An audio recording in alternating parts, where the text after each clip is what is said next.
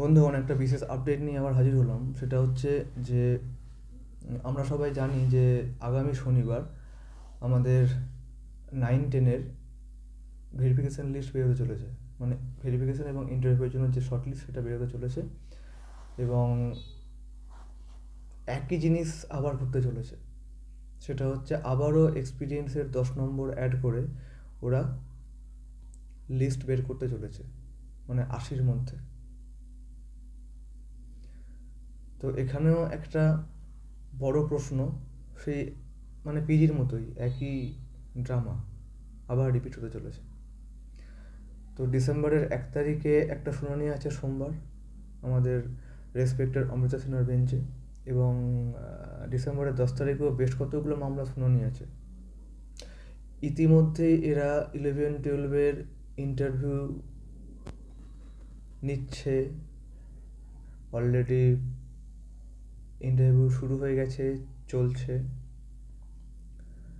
এরা হাইকোর্টের কোনো রকম যে রায় বা হাইকোর্টের কোনো রকম যে লিগ্যাল যে কেসগুলো ফেঁসে বসে আছে, এটা কোনো রকম তোয়াক্কা না করে, কোনো রকম মানে গুরুত্ব না দিয়ে, মানে পাত্তাই না দিয়ে এসএসসি কী করছে, এদের মতো করে বিন্দাস কাজটা চালিয়ে যাচ্ছে। এদের কোনো ভয় ডর বা কোনো সংশয় চিন্তার কোনো ব্যাপার নেই, এরা ভীষণ কনফিডেন্ট।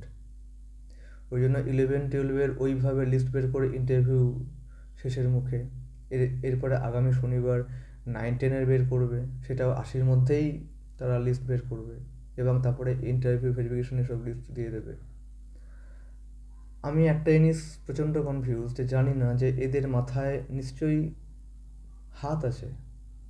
সেটা পশ্চিমবঙ্গের কারণ না, বাইরের স্টেট।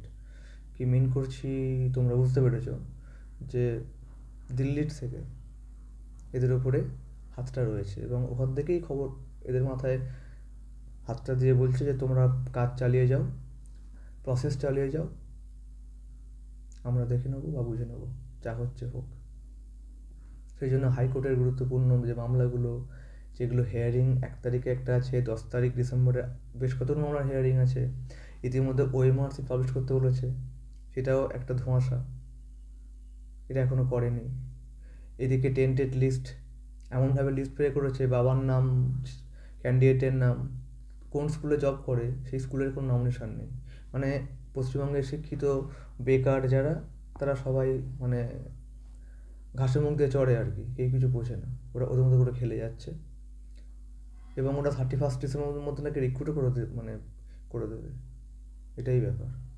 এই প্যানেল কতটা ভ্যালিড থাকবে, এই প্যানেল কতটা টিকবে, যারা চাকরি পাবে তার চাকরিটা, এটা কিন্তু খুব বড় প্রশ্ন।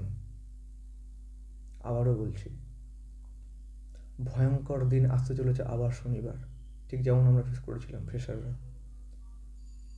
আমাদের মেন্টালি প্রস্তুত থাকতে হবে, রাস্তায় নামতে হবে, এগুলো করতে হবে। কারণ 80-র মধ্যে যদি আবার ওই একই কাট অফ দিয়ে দেয়, 77-78, ব্যাস হয়ে গেল বীরবাম জলে।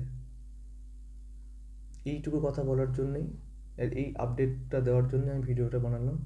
অবশ্যই কমেন্ট করে জানিও, এবং এটা বন্ধুদের সঙ্গে শেয়ার করো। আর চ্যানেলে যদি নতুন থাকো, সাবস্ক্রিপশন করে নিও ভবিষ্যতে আপডেট পাওয়ার জন্য, এবং এডুকেশনাল ভিডিও বা ইন্টারভিউ ওরিয়েন্টেড অনেক টিপস আমি এখানে দেবো তার জন্য। ওকে, থ্যাংক ইউ।